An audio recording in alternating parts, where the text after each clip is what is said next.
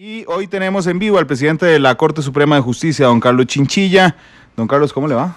Bienvenido. Muchas gracias por su invitación, como siempre, en este gran programa, muy escuchado y muy visto también por todas las personas. Gracias, don Carlos. Hace 3 meses lo entrevisté como nuevo presidente del Poder Judicial. Y realmente, le digo, es un cargo muy complejo, que tiene muchas responsabilidades, pero que normalmente a nivel mediático está como en flat, es decir, como que no tiene grandes altibajos en cuanto a atención mediática y algunas otras cosas. Yo lo que no esperé es que 3 meses después estuviéramos aquí hablando de 3 convulsos meses que le ha tocado dirigir la Corte Suprema de Justicia, don Carlos. Bueno, sí, ese era el perfil que se podía tener del Poder Judicial hace algún tiempo. Yo creo que las cosas han cambiado y desde el inicio mío ha sido bastante interesante, un torbellino de situaciones que gracias a Dios hemos ido logrando identificar en forma, tal vez diría yo desde mi punto de vista, correcto, y hemos tratado de ir dando un rumbo a este Poder Judicial, pero sí, son ya casi 3 meses complicados. Yo inicié el 22 de mayo. Así es, casi 3 meses. Ya casi 3 meses y como siempre usted ha sido el primero que me llama y también ahora estoy aquí compartiendo con usted este primer periodo, Oiga, pero se ve repuesto porque estuvimos muchísimos días con que yo lo contactaba a las 11 de la noche para ver si había algo. No, es que creo que ese micrófono está abierto, entonces yo oigo exactamente. Que lo llamaba a las 11 de la noche, usted me decía, acabo de salir de una reunión con los gremios, un sábado se reunía, un domingo se reunía, ya está repuesto.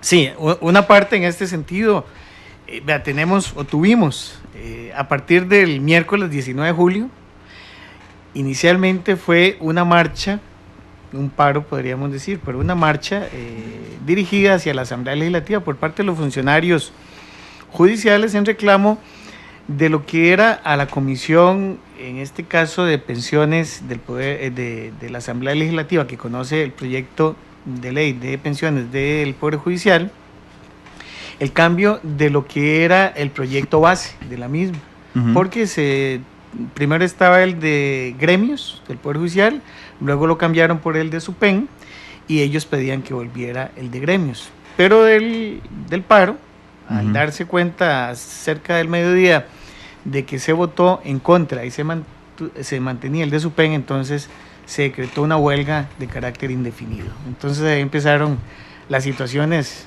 pues podríamos decir un poco convulsas, no en violencia, en violencia física, no, tampoco lanzamientos de piedra, nada de eso, pacífico, una marcha adecuada y siempre fue así. Pero sí con situaciones un poco complicadas que llevó de alguna forma a mantenerse 13 días hasta el momento en que logramos identificar el punto de equilibrio y lograr levantar la huelga. Claro, lo que pasa es que tiene varias particularidades esa huelga, don Carlos, que son muy complejas de manejar. Una de ellas es que el inicio de la huelga se da bajo el Código de Trabajo anterior. Correcto. Pero en el desarrollo de la huelga entra a regir la reforma procesal laboral. También. Esa es una de las características. La otra es que es una huelga que no es contra su patrono. Es decir, no es una huelga de los funcionarios judiciales contra la Corte, es una huelga de los funcionarios judiciales contra la Asamblea Legislativa, donde la Corte de alguna forma está amarrada para resolver lo que exigen, simplemente puede hacerle solicitudes a otro poder de la República para que resuelva. El tercer elemento es que se paralizaron efectivamente situaciones que tienen que ver con derechos humanos, como la entrega de los cadáveres, como la recepción de denuncias por violencia doméstica y algunas otras cosas. Y bueno, y la última parte fue justamente que la característica de que estuvieran cerrados los juzgados de trabajo, es decir, la jurisdicción que tenía que resolver el tema de la huelga, estaban en huelga. Así es que es una huelga bastante sui generis la que tuvo que enfrentar el Poder Judicial, don Carlos. Claro, Randall, es una muy buena lectura de lo que sucede o sucedió, porque en realidad la normalidad de una huelga se dirige contra el patrono. En este caso sería la Corte Suprema de Justicia, el patrono, y representado en este caso por mi persona. Nada más que no se dirige contra nosotros el reclamo, y usted lo dijo correctamente, sino que se dirige contra otro poder de la República, una comisión legislativa que está conociendo y tenía en sus manos el proyecto de pensiones del Poder Judicial. Entonces, la negociación nuestra era muy limitada, no porque no quisiéramos hacerla, jamás. Yo siempre estuve abierto al diálogo, siempre estuve conversando con los gremios en todo momento, pero lo que nosotros podíamos negociar no era lo que ellos podrían interesarle, que era el cambio del proyecto, de uno por otro. Y en eso, pues, no teníamos mayor maniobra. Entonces, sí, fue una situación complicada porque se dirige contra otro poder de la República y nosotros estábamos bastante constreñidos a poder ofrecer algo porque no podíamos hacerlo. Y tampoco íbamos a intervenir allá nosotros ante la Asamblea Legislativa porque es otro poder de la República y somos independientes y nosotros respetamos eso. Entonces, fue complejo y fue tan complejo que a veces no teníamos canal de solución inicialmente. Uh-huh. Y eso provocó algunas medidas que se tomaron por parte de los que dirigían la huelga. Se hicieron varias cuestiones, se cerraron despachos. Puedo decirle que la suma inicial, porcentaje inicial que yo tenía, porque después esos números los obtenía de la Contraloría de Servicios, luego entró en huelga también la Contraloría de Servicios. Ajá. Entonces eran un 72% funcionarios judiciales en huelga. Quiere decir que era una cantidad muy importante. Ese es el arranque. Sí, eso es como en los primeros días. Yo no puedo contabilizar el resto porque ya no tenía la información, pero sí era bastante fuerte. Y luego se desemboca en algunos aspectos que sí nosotros vimos que podíamos solventar, que era la no prestación de algunos servicios básicos y esenciales. Hablamos con los dirigentes sindicales y se dieron esos servicios.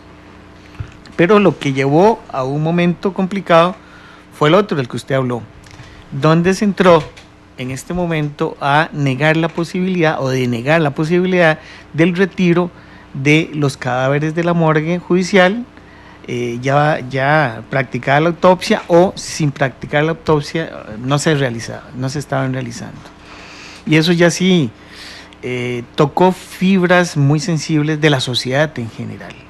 Sí. Y claro, usted lo enfoca bien. Estamos hablando que cuando se trata de estos eventos de huelga hay que prestar servicios esenciales y básicos. Dentro de ellos, muchos que tienen que ver con la seguridad, la integridad física, la salud, la vida y también la dignidad. Y un elemento muy importante, la humanidad. Y en este caso que yo le digo, en este caso específico, yo creo que se golpeó mucho la dignidad o la humanidad o el sentimiento de sufrimiento de los dolientes que querían recibir los cuerpos de sus seres queridos para darles sepultura, según sus creencias. Pero era un proceso natural que se tenía que realizar y se retardó por días. Y eso causó una sensación de insatisfacción a nivel nacional. Don Carlos, pero vamos a ver, usted ha hecho un relato claro de lo que fue la huelga, pero el diablo está en los detalles, y el diablo está en los detalles es que esta huelga tiene un inicio muy sui generis y un final muy particular también. Entonces me gustaría detenerme en algún momento de esos, porque efectivamente la comisión que estudia las pensiones había admitido en algún momento que fuera el texto base de los gremios el que se analizara. Correcto, sí, fue así. Que para muchas personas ese base de los gremios es fuera de contexto, un poco abusivo respecto a mantener algunos privilegios. Y después se cambió la decisión de tomar el de SUPEN, que ahora sí, para vista de muchos, más bien es absolutamente corta cualquier derecho adquirido, es un exceso lo que plantea SUPEN, y entonces a la hora de negarse a cambiar el proyecto base de los gremios, de SUPEN por el de los gremios, ellos explotan a huelga.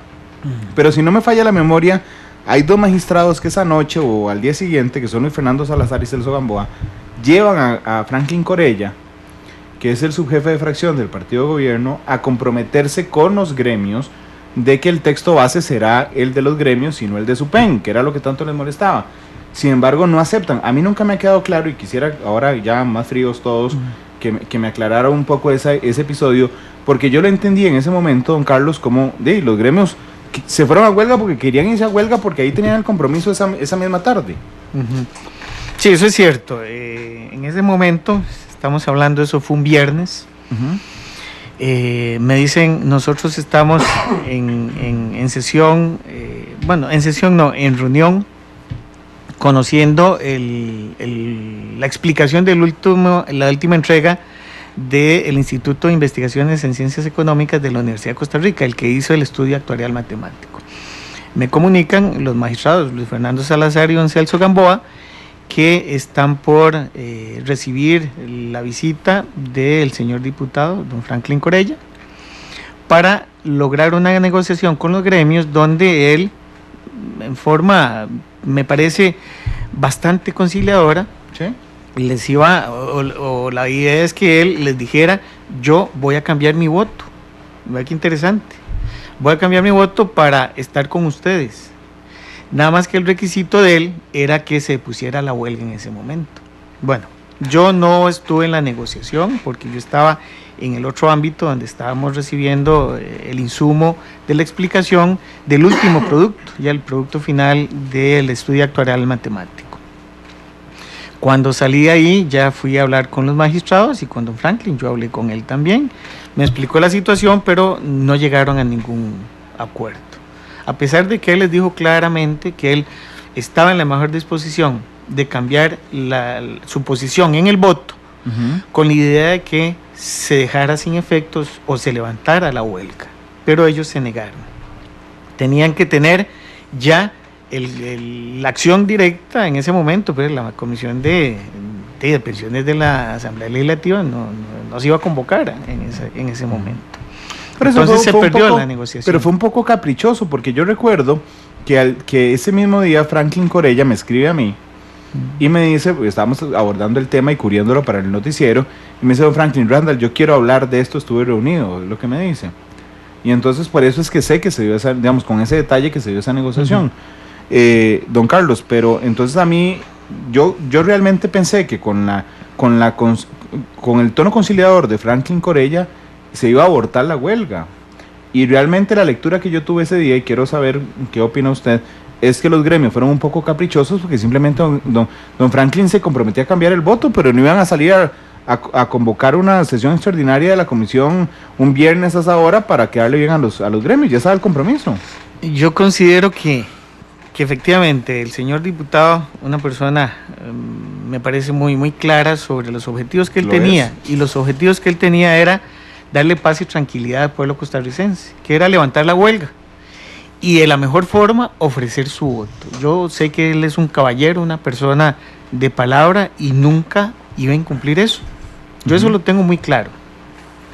Cuando yo regreso, converso con él y me dice, don Carlos, la situación está así, no pude lograrlo, aún más, me dijo, yo estoy anuente, si me llaman hoy a las 11 de la noche, a hablar con ellos y a comprometerme con ellos. Así me lo dijo. Sí. Pero nunca hubo la llamada. Yo creo que fue un momento importante que se perdió. Se perdió porque eso nos hubiera llegado a conducir una situación distinta, porque entonces, efectivamente, con el voto de él, era muy probable que cambiara la designación de cuál era el proyecto base, y era asumir directamente el de los gremios. Nada más que en ese momento él no podía estar supeditando su voto, y me parece que era de lo correcto de él, a que se lograra efectivamente la votación en ese momento de la comisión, porque no estaba como convocada la comisión. Sí. Pero sí una muestra de los gremios debió haber sido, levantamos el movimiento y esperamos que la comisión tome una decisión, pero bueno, no fue así, y ellos tenían la posibilidad de decidir una cosa u otra. Claro, de hecho más adelante hablaremos de cómo terminó la huelga, pero yo creo a esta altura del programa, don Carlos, que inclusive los gremios hubieran ganado más en ese instante que lo que ganaron para levantar la huelga, pero eso es una discusión. No, si usted me lo pregunta, o más bien yo reflexiono, sí, era el momento adecuado para terminar la huelga, era el mejor momento. ¿Hubieran ganado más? Todavía no teníamos tanta, podríamos decir, mala imagen ante el pueblo costarricense.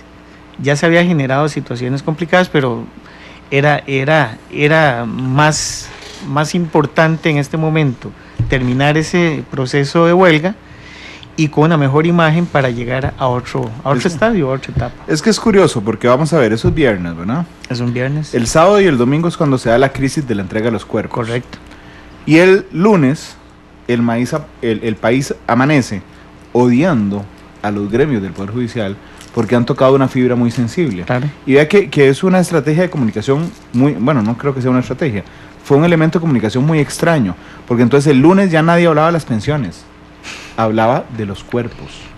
Todos hablábamos de los cuerpos. Todos hablamos de los cuerpos. Nosotros los cuerpos. 7 días llevó a la Defensora de los Habitantes y a Adriana Orocu a debatir sobre los cuerpos. Es que, o sea, ya el foco que los gremios pretendían estuviera sobre las pensiones, se desplazó por culpa de ellos a un tema de humanidad, que era el tema de los cuerpos, don Carlos. ¿Cierto? No, eso se desbordó. Yo creo que no fue la mejor estrategia, si es que hubo alguna estrategia en ello. Yo esperaría que no, si no es una estrategia malévola. Por eso, yo espero que no sea así, pero sí se desbordó, y yo creo que ahí fue el momento en que perdimos un poco el norte como funcionarios judiciales. Los funcionarios judiciales somos normalmente gente tranquila, pacífica, que tratamos de dar también esa tranquilidad y ese sentido de armonía a las demás personas con las resoluciones que nosotros dictamos. A veces a alguna parte no le quedamos bien, pero no le podemos caer bien a las dos partes, por supuesto.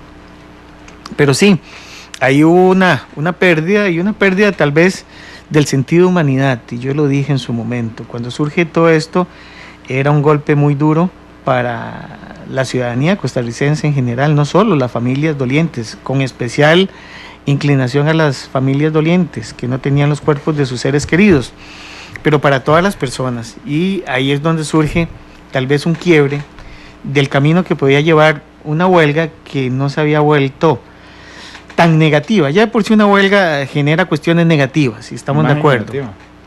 Pero la imagen, la capitalización que teníamos de la imagen Poder Judicial, la Administración de Justicia, se resquebrajó en ese momento. ¿Usted cree que yo tengo esa percepción? De hecho, he invitado a Adriana Orocu al programa en varias ocasiones. Espero que esté con nosotros la otra semana o la que sigue. Pero yo tengo la impresión de que ellos se empoderaron. Y se empoderaron porque efectivamente con el tema de la entrega de los cuerpos y con otros temas que hay, pero digamos particularmente el que más sensibilidad generó es el tema de la entrega de los cuerpos, se sintieron empoderados porque yo creo que sintieron que tenían al país en jaque, ¿verdad? Porque tenían a la Corte en jaque, tenían a la Asamblea Legislativa en jaque y tenían a la gente en jaque, dispuesto prácticamente a dar lo que fuera a cambio de darle el cuerpo de un hijo a una mamá. Y yo creo que tal vez sin proponérselo, vieron el escándalo que se armó y claro, ahí estaba la moneda de cambio adecuada para las exigencias. Cualquier cosa se las iban a dar a cambio de que una mamá recibiera el cuerpo de su hijo. Sí, esa no era moneda de cambio. En realidad, con eso no se puede jugar y con eso no se puede transar. El dolor humano y la dignidad, porque es que también es la dignidad de un cuerpo, de un ser humano, que se refleja en su familia, en la gente doliente, y eso es muy complicado, y yo creo, lógicamente, que ahí estamos hablando de un derecho fundamental, por supuesto, y además de eso estamos hablando de un ámbito de dignidad que también tiene que protegerse, y sí, se desbordó, para mí se desbordó desde ese punto de vista, desde ese ámbito, y posteriormente, dentro del desarrollo que ya iba mal encaminado, se logra que los mismos patólogos entren en conciencia, y yo puedo decirle que el doctor Franz Vega, el jefe de medicina o de mecatura forense del organismo de investigación judicial, que es parte del Poder Judicial, hizo su trabajo muy bien. Él siempre estuvo anuente, es más, decía, yo practico si quieren las autopsias solo, pero no puedo hacerlo, porque ocupo un equipo, y no tengo el equipo. Y nosotros conversamos sobre eso. Cuando uno dice ahora conversar es por medio de WhatsApp. Lo tengo claro. Eso yo creo que ya es el lenguaje que tenemos asumido. Entonces conversamos y él estaba muy preocupado por esa situación. En el transcurso de la noche surge y me dice, ya tengo conformados 2 equipos y podemos empezar a hacer las autopsias. Y yo me sorprendí y le dije, doctor, eso es un gran triunfo. Sí. excelente, en lo que yo pueda ayudarle, cuente conmigo. De hecho, don Carlos, déjeme decirle, esa noche, más temprano, a las 7, yo lo entrevisté a usted. Ajá. En la tercera emisión de Noticia Monumental. Que luego, también se lo voy a decir con toda transparencia a la gente, yo he entrevistado decenas de veces a don Carlos. La única vez que he tenido que elevar un poco el tono, por supuesto sin caer en el irrespeto, ante una insistencia periodística fue ese día con usted. Y eso me hace constar que usted no tenía idea que esa noche se iban a restablecer las autopsias, porque esa noche del lunes, ¿verdad? Usted lo que me estaba contando es que la Corte había decidido esperar al miércoles para ver qué pasaba, don Carlos. Vea lo que le voy a decir. Ese día, en realidad fue un día muy complicado. Cuando usted me llama y veo que está al aire, yo siempre le contesto sus llamadas, y yo sé que es para una entrevista al aire, yo no sabía qué contestarle. O sea, pocas veces yo tengo ese, y usted lo sintió seguramente. Por supuesto. Yo no era el mismo, porque no tenía qué decirle. O sea, yo me hubiera encantado decirle, bueno, hay varias cuestiones que Corte me dirigió a realizar en forma inmediata. Que una de esas era inicialmente la solicitud de la declaratoria de la ilegalidad de la huelga ese día lunes. Pero bueno, habían otras cuestiones y yo no tenía nada con qué contestarle a usted que yo pensara que podía ayudar en algo. Y usted me pregunta, ¿y cuál fue el acuerdo de Corte? Y parte de lo que le dije, el acuerdo de Corte, bueno, fue que el obispo don Ángel San Casimiro se ofreció para que él mediara con los gremios para que se lograra obtener los cuerpos de las personas y poder darle sepultura. Entonces usted me decía, pero bueno, ¿y qué hicieron en esa de hecho recuerdo que le dije, don Carlos, acordaron absolutamente nada, fue lo que le dije esa noche. Sí, que tiene razón, don Carlos, hablando ya después de la entrevista, es muy poco común sentirlo a usted fuera de base. Sí, estaba fuera de base. Y esa noche estaba fuera de base. Sí, es de los momentos, usted que me conoce desde hace años, que venimos hablando, usted como periodista, bueno, como amigo también, en realidad, ese día yo no tenía que decirle a usted, y es difícil que yo me quede callado. Claro, porque después le dije, bueno, dígale usted a las familias que se van a esperar el miércoles, le dije yo a usted. Sí, y yo no podía decirles, bueno, ya tenemos en camino la posibilidad de que se empiecen a hacer la autopsia y entregar los cuerpos. Sí. Porque no lo tenía. De hecho, déjeme decirle, usted sabe que yo tengo muchas fuentes, dichosamente, para mí, en el Poder Judicial. Está muy bien. Porque bueno, yo muchos años reporté el Poder Judicial. Claro. Esa noche, antes de que se reiniciaran las autopsias, yo tuve acceso a la información de Franz Vega, de que Franz Vega le estaba anunciando a usted, creo que por WhatsApp también, le estaba anunciando a usted que ya tenía conformados equipos, pero aquí hay una información que necesito que usted me la confirme o me la descarte. No don Franz, sino los equipos que se sumaron a don Franz para lograr hacer las autopsias, tenían cierto temor, no de que los agarraran a golpes entrando a la medicatura forense, sino de que la presión efectiva de los gremios era muchísima para que no se reinstalaran. ¿Por qué? Porque era la moneda de cambio que estaban usando para lograr lo que necesitaban para la huelga. Es cierto que hubo un temor, no de don Franz, de los otros funcionarios, para reintegrarse a la labor de hacer las autopsias. En realidad, sí, digamos, y se lo tengo que decir claramente, don Franz me dijo, hay temor de ellos, de que puedan tener presión hacia ellos de parte de los gremios. Qué dicha, porque esa noche estaba Adriana Orocu en 7 días, debatiendo con la defensora de los habitantes. Y recuerdo que Adriana Orocu le dijo, estamos haciendo todo lo posible, ella asumiendo, digamos, la posición, la representación de los gremios, diciendo estamos haciendo todo lo posible para restablecer.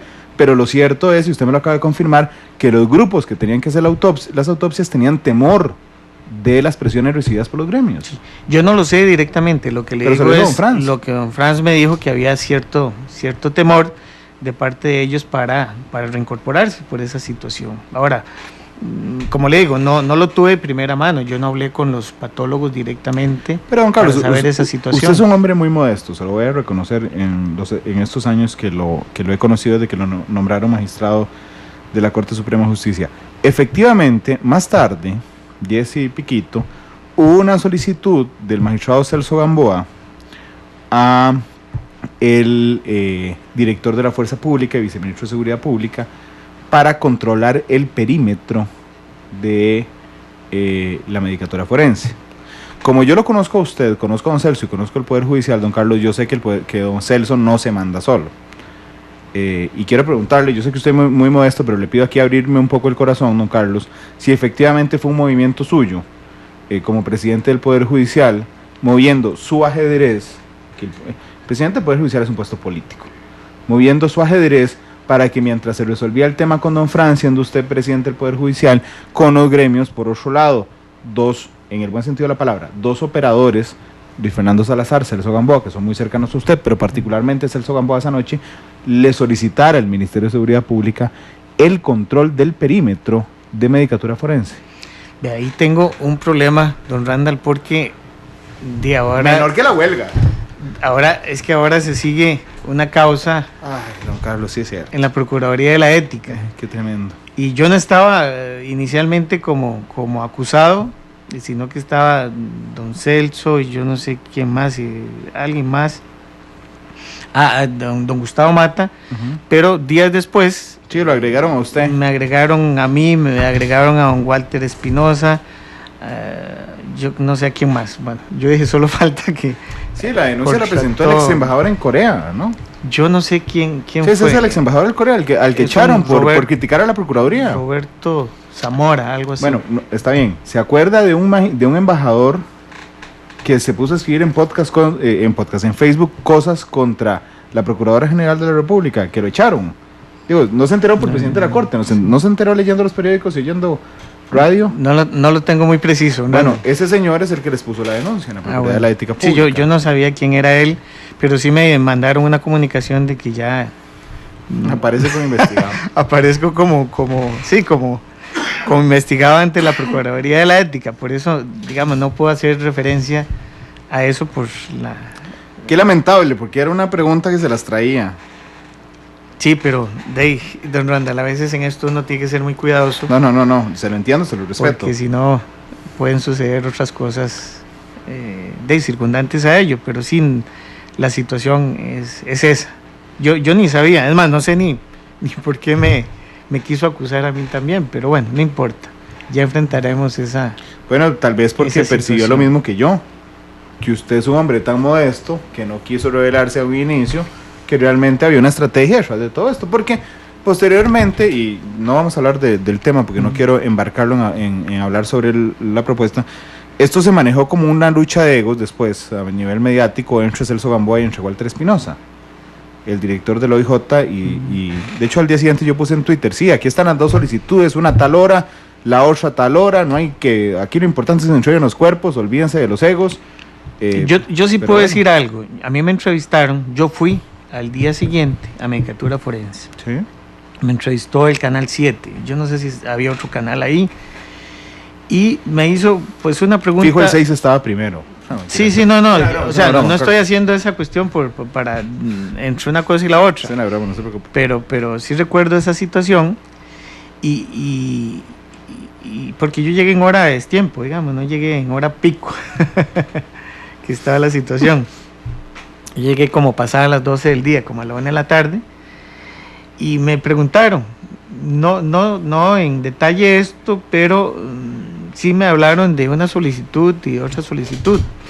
Y yo les dije, mire, sea quien sea que lo presentó, en ese momento yo afirmé, porque ahí está, que el que yo tenía conocimiento era que don Walter Espinosa había presentado una solicitud escrita, formal, de eso, y ahora me dicen que está don Celso por medio, que también estuvo gestionando todo el asunto. Yo le dije, mire, da lo mismo que sea don Walter, que por si era el obligado por parte de la Sala Constitucional a resolver esa situación. Sí. Él estaba condenado. O sea, don Celso o yo mismo también lo hubiera hecho, porque era de necesidad. Y era para protección, pero hay que interesante, porque en esto ya uno se da cuenta, no era para proteger el recinto, digamos, no iban a intervenirlo, sino por fuera garantizar seguridad, porque los gremios iban a venir a invadir. No fue eso, fue que una familia doliente que tenía el cuerpo de un hermano o algo así, de un hijo, estaban molestos porque no les entregaban el cadáver, el cuerpo, no le hacían la autopsia y no lo entregaban. Y entonces empezaron muy violentos. Y me parece que eso era lo que inicialmente había que tratar de controlar. No sé, que ni siquiera era en la cuestión de los gremios. Bueno, pero es que imagínense, vamos a ver. Porque en esto pasó el teléfono chocho, porque aquí Cris nos está diciendo, consúltele a don Carlos si la orden dada al ministro Mata es legal. No puede responderme don Carlos porque está en investigación en la Procuraduría de la Ética. Pero ya cuando digo teléfono chocho, yo leí los dos mensajes. La carta que mandó don Walter Espinosa y el mensaje por WhatsApp que mandó el magistrado Celso Gamboa. Humildemente se lo digo, ninguno de los dos ordena nada. Los dos piden, o sea, solicitan. Y entonces a mí lo que me pareció, y aquí sí le puedo preguntar la opinión de esto, es don Carlos que después hizo un teléfono chocho con buenas o malas intenciones, que es que el OIJ le ordenó a Mata, que un magistrado le ordenó a Mata, cuando realmente, y se los digo, las dos, tanto la carta de don Walter como el mensaje de don Celso, dicen, le solicito, las dos usan la misma palabra, le solicito la intervención. En uno de los casos, don Walter está condenado por la Sala Constitucional, es el jefe de la Medicatura Forense, y en el otro, don Celso Gamboa es el superior de don Walter, administrativo en la Corte Suprema de Justicia, y es magistrado de la Corte Suprema de Justicia también. Yo creo que ahí lo procedente era eso, solicitar, nadie puede imponer. Digamos, y si fuera yo en mi condición de presidente de la Corte Suprema de Justicia, tampoco puedo imponer nada. ¿Cómo lo hubiera escrito usted? No, solicito, por supuesto, es lo mismo. Yo no hubiera cambiado nada, yo no he visto la nota, pero me imagino que iba en ese sentido. Yo se la paso ahora. No, está bien, yo no dudo usted, don Randall. Nunca lo he hecho y no lo voy a hacer ahora.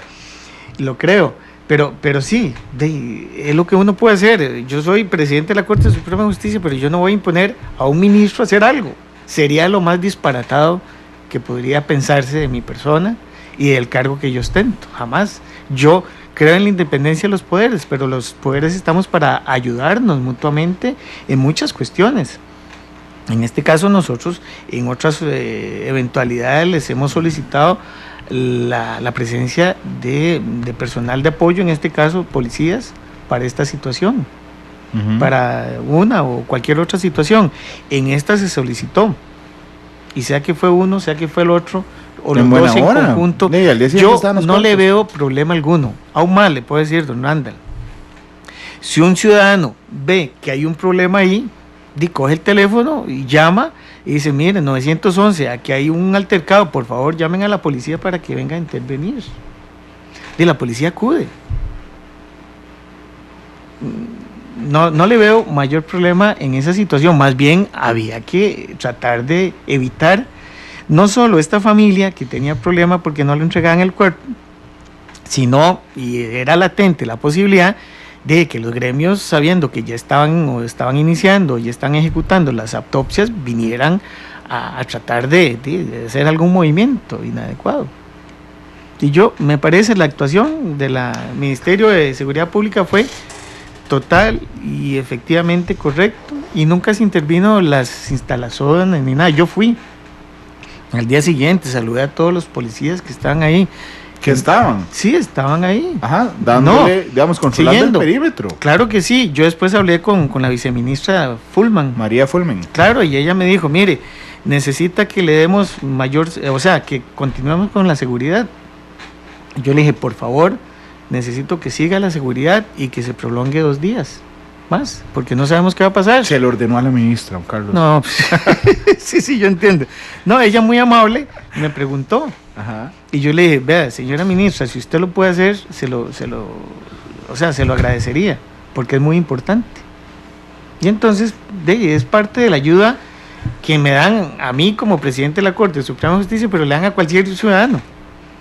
El 911 está abierto para que la gente pida ayuda de la policía también. Esa noche, la Fuerza Pública controla la seguridad del perímetro de Medicatura Forense. Correcto. Los equipos 2, a cargo del doctor Franz Vega, empiezan a hacer autopsias y se empiezan a entregar. ¿Okay?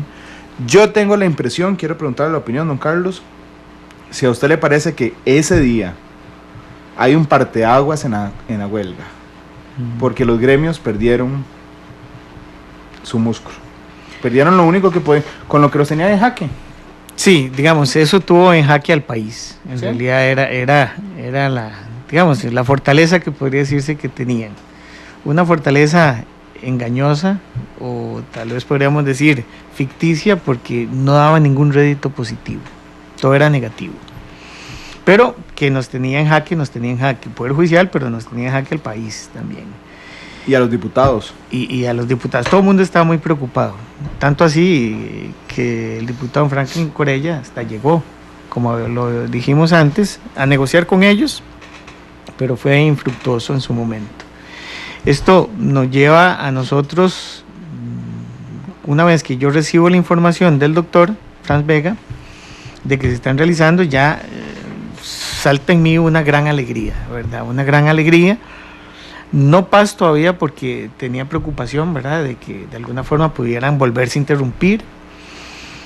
Por eso pasa la noche y yo el día siguiente voy a tratar de darles el apoyo. Y fui y estuve ahí, hablé con el doctor, me acerqué a donde estaban también trabajando los patólogos y en realidad lo importante era que ellos vieran que yo estaba apoyándolos a ellos.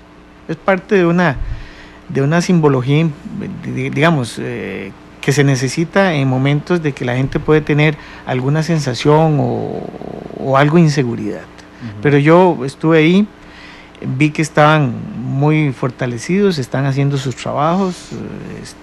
El doctor pues me puso la gabacha y todo el asunto para entrar a donde se estaban haciendo las disecciones de los cuerpos. Y estaban trabajando y vi que había confianza en lo que se estaba haciendo. El doctor me dijo, ellos están en este caso preocupados porque se reincorporaron y no saben si va a ser una situación que les pueda traer alguna consecuencia. De los gremios. Seguramente de ellos, porque son los opositores a que ellos pudieran estar ahí, pero yo le dije, tienen que seguir adelante, yo estoy aquí con ellos y ustedes me ocupan, en cualquier momento yo voy a venir aquí. O sea, los gremios no querían que se restablecieran las autopsias. Yo no lo sé directamente, es lo que logré extraer de lo que me decía el doctor Franz Vega, que ellos tenían preocupación por esa situación. Yo creo que hay dos cosas, don Carlos. Bueno, una es efectivamente que los gremios pierden todo el músculo cuando se corrige el tema de la entrega de los cuerpos. Y lo otro me parece que es el otro punto de quiebre, que es que a todas luces, yo no soy juez, pero he leído la reforma procesal laboral, el Código de Trabajo, esta huelga es ilegal.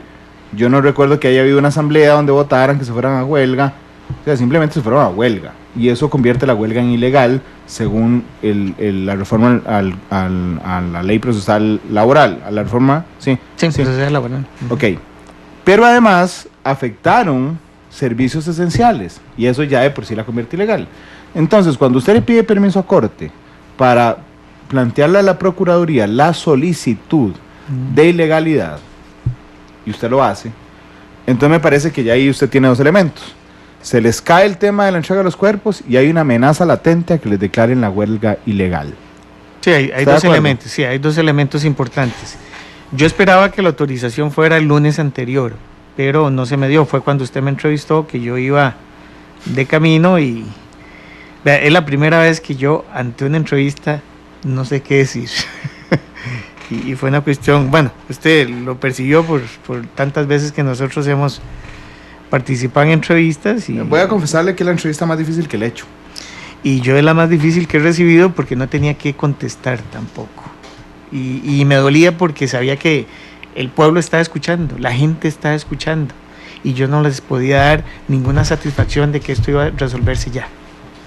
Entonces para mí fue muy difícil, ese día para mí en esa noche fue muy difícil y cambió a las 3 horas después más o menos, porque usted me llamó a las 7 de la noche. Sí, en vivo aquí. Y a las 10 y 15 por ahí recibo el mensaje del doctor Franz Vega que ya empezaron. Entonces a mí ya me cambia. El mensaje dice, acabamos de empezar, don Carlos. Sí, bueno. Exactamente. Y eso a mí me llena de mucha alegría, mucha satisfacción. Y sí, yo tengo aquí todos los mensajes de don Franz, porque él estaba muy emocionado. Y espero que coincida con mi versión, pero mi versión es Don Carlos. Faltan 10 minutos para las 10 de la noche y acabamos de empezar a realizar las autopsias. Creo que así empieza. Sí, más o menos por ahí fue la cuestión, lo tengo muy claro. Sí. Como le digo, la emoción me embargó, pero la preocupación también. Y por eso me parece a mí que ahí hay un quiebre importante. Sí tengo que también decir que doña Adriana Orocu me dijo a mí directamente que ellos no tuvieron que ver nada con la intervención contra los patólogos y que no fue parte de ellos. Bueno, pero hay videos, no donde está ella, sino otras personas en patología forense, afuera de patología forense, con una manifestación de huelga, de escándalo, de que aquí nosotros estamos y hay que defender a todos los derechos de los funcionarios y todo el asunto, que me llamó la atención antes de que sucediera mucho esto, porque están allá en Medicatura Forense. Ahí no hay gente, la gente no puede entrar. Por eso, ahí no hay gente y no hay ni por qué estar ahí. Yo no entendía el por qué y ya luego me di cuenta que era. ¿No fue la jueza que cantaba Despacito? ¿No fue a Medicatura Forense? No había ese video de una jueza. Sí, yo lo vi, pero me parece que esa fue la de Guapiles. Impresionante, esa jueza cantando Despacito. Pero bueno. Entonces sí, efectivamente, don Randall, ahí hay un quiebre importante. Hay dos vertientes que surgen y cuando la Corte me autoriza, porque yo ya les dije, esto es insostenible, y la Corte lo entendió en ese momento, entonces se me autorizó porque la gente no entiende. Yo como poder, digamos, como presidente de la Corte Suprema de Justicia puedo hacer muchas actuaciones, pero en estas que son de especial relevancia tengo que pedir la autorización de la Corte. Y entonces por eso necesitaba que la Corte me lo autorizara. Claro, pero es que vea, vamos a ver, es que los gremios realmente se venden después de la crisis de las autopsias y después de la huelga, se venden como el Espíritu Santo encarnado en la tierra realmente. Pero lo cierto es que usted hizo la tramitación ante la Procuraduría para que la Procuraduría solicitara la ilegalidad de la huelga. Sí. Ante un juzgado empiezan a ver cuál juzgado está trabajando, resulta que el único que está trabajando es el de Guapiles. Y el lunes amanece en huelga, no, el lunes no, eso fue entre semana. El día siguiente a la solicitud amanece en huelga el juzgado, el único juzgado de trabajo encargado de resolver el tema, el único abierto, tiene un rótulo en la puerta que dice: disculpe, nos sumamos a la huelga. Oiga, no tiene, como decía don Abel, si camina como pato, hace como pato y hace cuacuá. Y hace cuacuá, no hay duda. Y hubo presión de los gremios entonces para que ese juzgado, que era el único, se fuera a huelga. Sí, se cerraban las posibilidades, pero bueno, la jueza asumió el mandato en este caso obligatorio de llevarla, obligatorio por la ley, porque si le llega una demanda tiene que tramitarla. Pero es la huelga. Y bueno, y empezó. ¿Cómo va ese trámite? Yo no estoy muy enterado, sé que están en etapa de notificación a los gremios, parece que algunos representantes de los gremios no aparecen, entonces no los pueden ubicar. Y están trabajando, ¿no? Es que hay dirigentes gremiales que no son activos, sino que son jubilados. Son jubilados, entonces por ahí andan y parece que no pueden localizarlos, entonces estamos esperando eso porque son 26 asociaciones y sindicatos, entonces son muchos y está en trámite. Yo eso no me meto para nada porque eso es de la Procuraduría General. Pero la jueza que tiene que resolver se fue a huelga.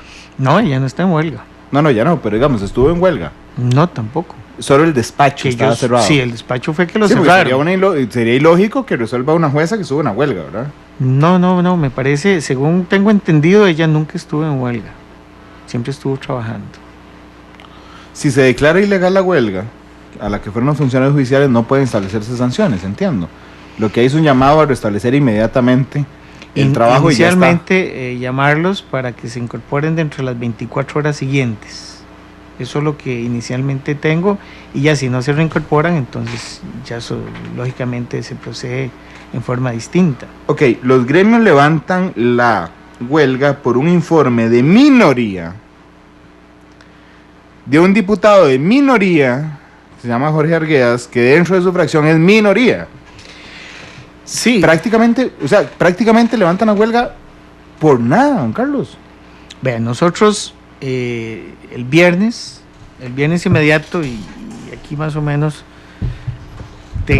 se inician las negociaciones. El viernes 28 de julio, para tenerlo más claro. 28 de julio inician las conversaciones con los gremios. Adriana Orocú y también Yerma Campos, de dos asociaciones, ACOJUT y la Asociación de Juezas, me buscan, pero previamente también tengo un encuentro en mi oficina con el diputado Jorge Arguedas, que él, antes de hablar con ellas, él pasó, me pidió una audiencia, yo se la di en forma inmediata, él se vino y conversamos. La finalidad que tenía era que la huelga se levantara, y que se levantara en buenos términos para todas las partes. En este caso, Poder Judicial y Corte Suprema de Justicia. Él forma parte de la Comisión de Pensiones de la Asamblea Legislativa. Entonces me busca a mí, yo me siento a hablar con él, y él me dice que está en la mejor disposición de tratar de lograr, primero, un entendimiento corte-gremios. Y además de eso, si fuera el caso, porque se sabía, ya había un dictamen de mayoría que tenían que redactarlo, y él era el dictamen de minoría, que con eso podría ayudarnos. Entonces yo le dije, bueno, hable usted con los gremios y expóngale su posición. Efectivamente él va, habla con los gremios, porque estaban ahí al lado del edificio de la Corte, y en eso ya me pide audiencia doña Adriana y doña Yerma Campos. Claro, pero vamos a ver. Por eso le dije que lo íbamos a abordar al final, el tema del final de la huelga. Porque el compromiso de Franklin Corella al inicio de la huelga les garantizaba un cambio en la votación de la comisión. Era el momento de tomarlo. Ok. Era el momento. Entonces, si hubieran aceptado eso, ahí estaba la comisión completa ya, porque tenían los votos, adoptando el texto de los gremios. Sí. Después de que hicieron que este país los odiara, tienen que aceptar una propuesta de un diputado que casi se representa solo a él mismo y elige fallas tal vez juntos, y ponen a huelga por un informe de minoría que no compromete ni vincula en nada a la comisión. Sí, lo que sucedió fue los gremios, ante esa situación, ellos me pidieron audiencia. Como le digo, llegó Yerma Campos y Adriana Orocú, y les dije, bueno, la solución está en sus manos. Entonces dice, bueno, necesitamos, si es posible, de que hagamos un proyecto en conjunto con la Corte. Y yo le dije, no hay problema alguno, podemos revisarlo. Es más, casi ese viernes se levanta la huelga, pero surgieron unas cuestiones, y que ya ellos no tenían a su gente ahí, pero que bueno, están en la mejor disposición, pero no teníamos nada en concreto. Entonces yo le dije, vea, yo estoy el fin de semana abierto a ir donde sea, y ustedes me llaman y podemos continuar con esta negociación. Bueno, la cuestión es que sí tuvimos algunos contactos, pero no definitivos para eso. Entonces quedamos para el lunes, y el lunes es cuando retomamos nuevamente un diálogo, digamos, claro, directo sobre estos temas. El informe de mayoría de la comisión se entregó a destiempo, un error garrafal de los diputados. El único que se entregó a tiempo fue el de Jorge Arguedas. Sí, a mí me dicen que físicamente se entregó en destiempo, pero digitalmente ya estaba entregado. Fue enviado antes. Sí, porque el comunicado de prensa de los gremios, cuando levantan la huelga, dice, gracias a un informe de minoría, el único entregado en tiempo de, entonces ya usted, eso era eso creíamos nosotros. Claro, sí, eso pasó antes de que trascendiera. Eso significa que los gremios dieron, claro, aquí está el toque, estos diputados se durmieron en los laureles o lo hicieron al propio, presentaron tarde el informe, y aquí tenemos el informe de minoría de Jorge, que sería la única explicación por la que pongan la huelga por un informe de minoría, pensando que es el único que va a quedar vivo. Bueno, sí, sería su estrategia. Yo no sé qué estaban pensando ellos en realidad. ¿A usted le parece que pusieron una huelga por nada? Es que es difícil, digamos. ¿Ganaron? En este caso, no. En este caso, lo que yo visualizo son varias cuestiones. Una, la posibilidad de la ayuda del diputado Jorge Arguedas. Otra, el proyecto en conjunto con la Corte, que es el que tenemos y es el que hemos presentado. ya en el informe final que dio la Corte, que se remitió el día de ayer a la Asamblea Legislativa. Y la otra que tiene que ver propiamente con el manejo de ellos hacia dónde podían dirigirse. Y ellos me pidieron que hiciéramos un encuentro con el presidente de la República. Yo les digo, bueno, yo puedo comunicarme con el señor ministro de la Presidencia para lograr ese encuentro. Eso estamos hablando el lunes. Entonces, efectivamente, la situación, llegamos, hicimos el proyecto en común, lo firmamos. Algunos gremios, 2 de ellos me parecen, se separaron, dijeron que no, que ellos fueron excluidos, pero es más, estaban ahí, uno de ellos estaba ahí porque hay tantos en la gremios, don Carlos.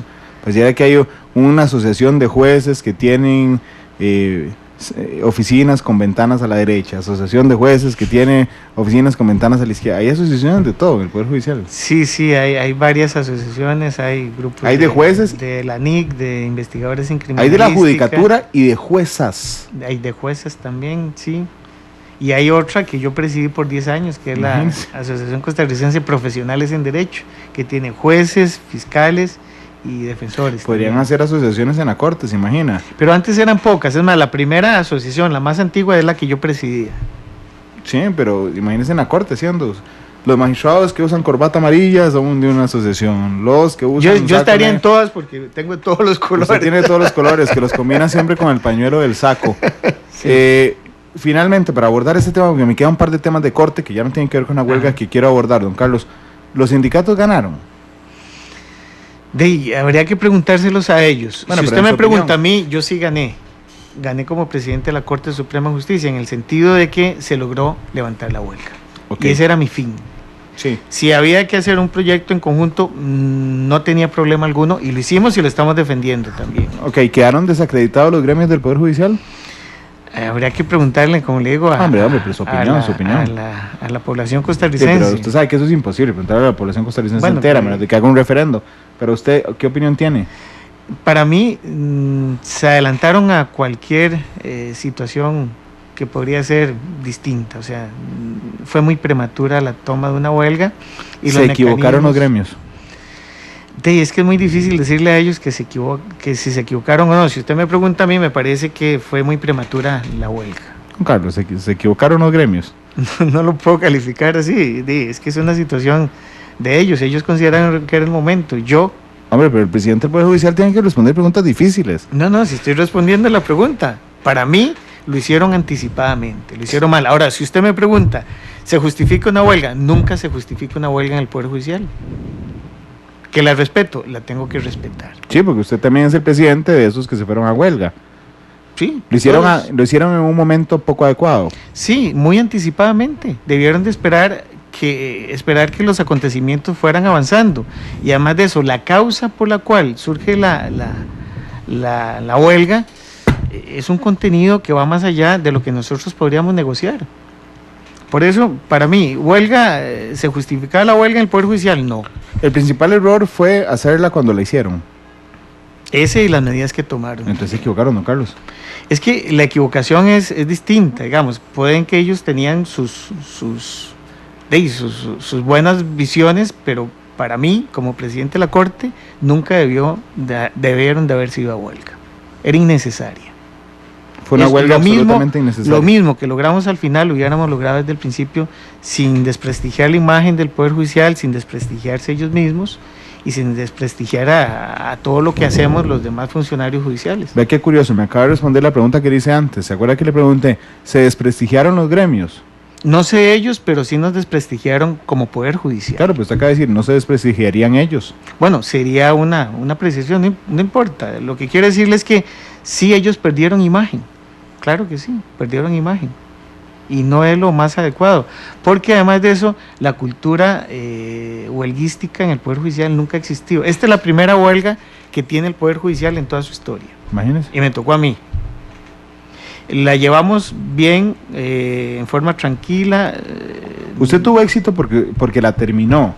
Sí, porque la terminé y porque ellos quisieron también acercarse a nosotros para terminarla. Claro, pero sí, y la corte como aparato salió fortalecida, la corte, digamos, los 22 magistrados salieron fortalecidos. Yo creo que sí, por supuesto. Ok, los gremios salieron debilitados. Hay que ver, es que lo que ellos buscaban era muy etéreo. O sea, cambiar un proyecto por otro no es el fin que puede justificar una huelga, pero ellos creyeron que sí. Exageraron Y se anticiparon a cualquier acontecimiento. Yo veo que para mi gusto, nunca debieron de haber ido a huelga. Es más, en el Poder Judicial nunca se debería a huelga. Nosotros somos gente conciliadora. Yo soy una persona abierta. Si tienen algún problema, me buscan y lo resolvemos. Si lo tienen tan claro, tan claro, no sé por qué, si le pregunto que si se equivocaron yéndose a huelga, no me lo responde con un sí o un no, don Carlos. Es que estaría sumándome desde el ámbito como si fuera ellos. Ellos hicieron lo que creyeron que era lo correcto. Si usted me dice, yo le digo, no fue lo correcto. Yo puedo pensar eso. No puedo pensar desde el ámbito de ellos. Pero puede pensar como el Poder Judicial. No, pienso como Poder Judicial, pienso como presidente. De un balance final, la Corte salió fortalecida. Nosotros, los gremios no, ya me lo dijo. Sí. La imagen del Poder Judicial no. Los costarricenses no. Sí. Las lágrimas de la señora no. No, jamás, nunca. Nosotros no estamos para eso. Era una huelga injustificada. No tenía fundamento. Sí, no tenía fundamento.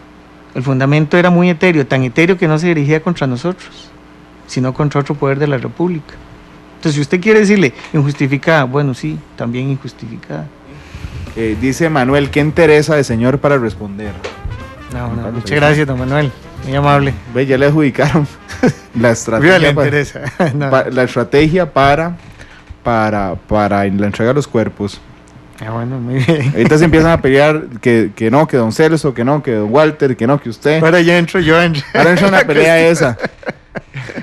3 de la tarde con 16 minutos. Quiero preguntarle otra cosa, vea. Y voy a ser muy transparente al aire porque me lo pide la ética. Yashin Castrillo, el abogado, esta mañana me contactó y me dijo, Randall, ¿te puedo comentar algo? Y me dio la autorización para comentarlo al aire. Creo que la semana pasada o el martes, no recuerdo. No, esta semana. El martes, me dijo, me reuní con don Carlos Chinchilla. Ok. Le pedí autorización a don Carlos para en algún momento comentarle el encuentro a un periodista y escogí que fueras vos. Pero quedé bajo el compromiso, don Carlos, de no revelar el contenido completo de la reunión, por respeto a que fue una reunión privada. Gracias, Yashin, por comentármelo. Esta tarde puedo decir al aire que fuiste mi fuente. Me dijo, sí, efectivamente, así es que don Yashin Castrillo me contó que ustedes se reunieron el martes. Sí, correcto. Y sé lo que le pidió, lo que no sé es lo que usted le respondió. El abogado Castrillo tiene una situación particular. Él presentó hace 4 años una acción de inconstitucionalidad ante Sala Cuarta. Don Yashin, por supuesto, lo que pretende es el matrimonio entre personas del mismo sexo. Los magistrados de la Sala Cuarta, que normalmente duran 1 año y 8 meses resolviendo una acción de inconstitucionalidad, en primera instancia creo que le había tocado a Gilbert Armijo analizar el tema, que ya no está en la sala. Ese tema quedó engavetado y quedó engavetado. Después don Gilbert salió de la Sala Constitucional, se pensionó. Quedó don Ernesto Ginesta, y resulta que la excusa que le dan a don Yashin para no resolver es que hay un magistrado aún falta de nombrarse en la Sala Constitucional. Entonces entiendo que él le plantea a usted, don Carlos, no por supuesto que le ordene a la Sala Cuarta a votar, porque usted no puede, pero que interponga sus buenos oficios con la presidencia de la Sala Constitucional para que cumplan el principio de justicia pronta y cumplida. Sí, todo eso que usted sabe, don Randall, y efectivamente, don Yashin Castrillo contaba con mi autorización para que se lo dijera sin problema alguno. Él me dijo, yo voy a buscar, si es del caso un periodista, no quiero hacer mucho ruido. No quiero hacer show, fue lo que me dijo. Sí, nada, yo lo entiendo, es más, él es una persona muy seria y muy respetuosa. Yo lo conozco, fue alumno mío en el doctorado en Derecho. Él me buscó, me pidió una cita, yo le di la cita, como bueno, se lo doy a montones de personas, y él llegó con un tema, que son 2 acciones de inconstitucionalidad, una de la unión, en este caso de parejas diversas, y el otro tiene que ver con el matrimonio también en este sentido, que es posterior.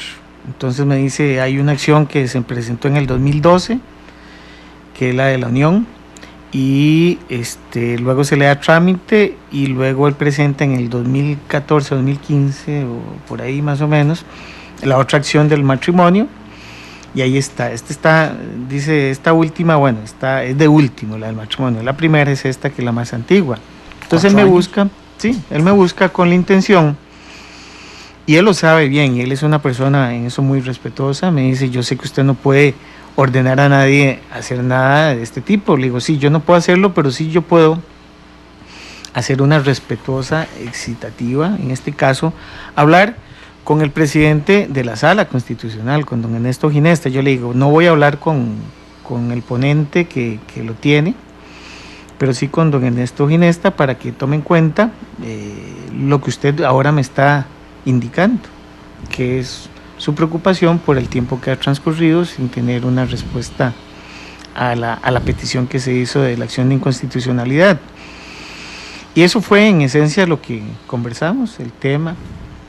Él ya me dio los pormenores de cada uno de los proyectos y todo su contenido. Uh-huh. Y lo que le interesaba, es más, él ni siquiera quiere presionar en ese sentido. Me dijo, yo no voy a hacer ninguna acción sobre esto y tampoco lo voy a comprometer a usted que tiene que ir a obligarle a ellos, jamás. Él entiende muy bien eso. Y yo le dije, bueno, sí me comprometo con usted para hablar con el presidente de la Sala Constitucional. Es que debe ser muy complicado como ciudadano acudir a la Sala Constitucional y tener más de 4 años esperando que respondan. Sí, como le dije, yo voy a hablar, todavía no. ¿No lo ha hablado? No, todavía no he hablado con don Ernesto Ginesta. Es más, le van a decir, mire, están hablando de eso, que va a hablar con usted. El presidente por enterado, don Ernesto, que nos escucha. No, perdón, más bien, en lugar de yo haber acudido a él primero, bueno, lo digo aquí, pero luego por la transparencia. Sí, no, lo sé y se lo agradezco. Por la transparencia, y si es una situación, tampoco es nada fuera de lo normal. Muchas personas me buscan para que algún juzgador o algo no resuelva en un sentido o en otro, sino que aligere, no, más bien tome en cuenta que tiene mucho tiempo de tener un expediente y no lo resuelve. Entonces, son gestiones que de parte de la presidencia se hacen. Ya cuando es un atraso, digamos, de un juzgador normal, que se nota que hay alguna cuestión ahí, pues sí, uno le preocupa. Y uno trata de que del ciudadano tenga por lo menos una idea de que uno está para ayudar. Yo no puedo imponer nada, por supuesto, jamás. Ni lo voy a hacer ni a un juez ni a un magistrado. Pero sí puedo instarlo a que tome en cuenta esa situación de un ciudadano que está preocupado por un asunto que no se ha resuelto todavía. Dice el ministro de Seguridad Pública, don Gustavo Mata, saludos al señor presidente Chinchilla y mis respetos como persona y honorable juez, dice don Gustavo. No, dígale a don Gustavo, por favor, bueno, nos está escuchando don Gustavo, sí. Seguramente que muchas gracias por su saludo y sus buenos conceptos hacia mi persona, y lo felicito, don Gustavo. Tenemos muchos años de no ver un ministro de Seguridad Pública con el calibre que tiene don Gustavo y con la gran entereza y la gran, en este caso, visión país para dar seguridad ciudadana a todos los costarricenses. Claro, en esto yo estoy incluyendo dentro del ámbito de los grandes ministros de Seguridad Pública a don Celso Gamboa también, que fue un excelente ministro de Seguridad Pública. Y en esa misma tesitura, en ese mismo seguimiento, en este caso, don Gustavo Mata. Ahorita lo acusan a la Procuraduría por felicitarlos. Yo puedo felicitar a un montón de gente que hace su trabajo muy bien. Claro. Y a don Randall lo felicito por el gran trabajo periodístico. Le agradezco, igual a mí no me pueden acusar ante la Procuraduría de la Ética porque no soy funcionario público. Pero se lo agradezco enormemente. Hay un detalle, vamos a ver. Usted es del grupo, o era del grupo ya, ¿no? Era el grupo Antisarela Villanueva. Y déjeme explicar esto. Estoy hablando en términos políticos. Es decir, había un grupo que apoyaba a doña Zarela como presidenta, sí, y otro grupo que lo apoyaba a usted. Por eso dije Antisarela. Antisarela Villanueva. Eso significa que los equipos para gobernar son diferentes. Es decir, la Corte es el gobierno judicial. Correcto. Doña Zarela tenía su equipo. Su equipo, Sí. me refiero a los magistrados que la apoyaban. Sí. Que no son los mismos que lo apoyan a usted. Los que lo apoyan a usted son otros magistrados. ¿Usted tiene un buen equipo, le pregunto, para gobernar? Vea, don Randall, y es una pregunta muy interesante, y tal vez se lo vaya a responder de un ámbito propio de lo que es el Poder Judicial. Sí, efectivamente, en algún momento yo adversé la llegada de doña Zarela, la adversé en el sentido de del nombramiento de ella. Sí. Nosotros teníamos, que no era yo el candidato, No. en aquel entonces yo no era el candidato, teníamos otros que podrían ser los candidatos que se podrían presentar en el caso de doña Zarela, digamos, contrariando su candidatura. Nosotros perdimos, como ahí... El grupo Los 8. Sí, los 8 en blanco, se decía. Estaban en blanco. Votábamos en blanco, sí. Y sí, todo el mundo sabía quiénes éramos, pero bueno, votábamos en blanco, esos 8. Solo en la corte decían el misterioso grupo de Los 8, y Los 8 se reunían después de tomar café juntos. Sí, todos nos veíamos y somos buenos amigos. Pero hay que interesante, don Randall. En realidad, una vez que queda elegida por la Corte Suprema de Justicia, doña Zarela, ya todos éramos parte de la Corte. Y yo ayudé en lo que pude a doña Zarela. Y estuve ahí. Distinto es que ella quisiera que la ayudara o no.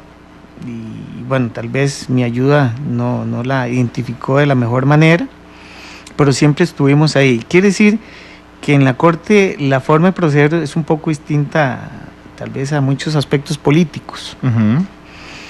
Porque ahora yo también tuve un contrincante, que era don Luis Guillermo Rivas, nada más que don Luis Guillermo Rivas, el magistrado, el presidente de la Sala Primera, y es una persona muy cercana a mí también, somos muy amigos, pero muy amigos, muy cercanos de siempre.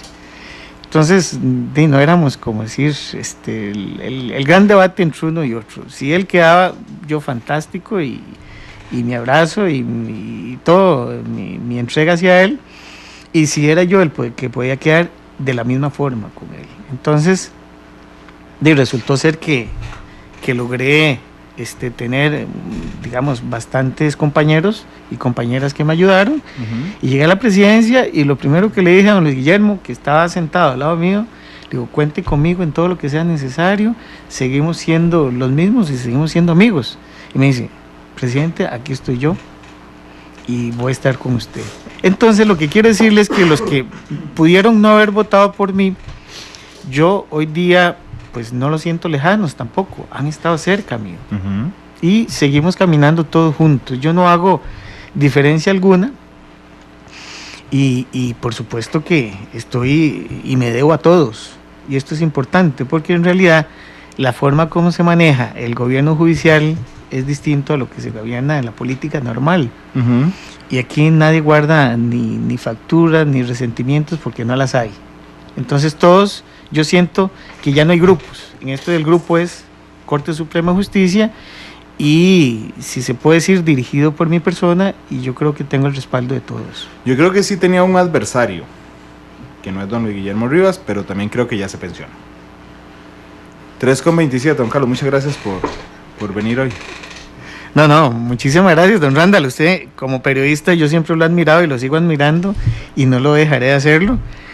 Sus planteamientos son muy interesantes. El Gracias, encuentro con don Randall le da a uno muchas enseñanzas posteriores.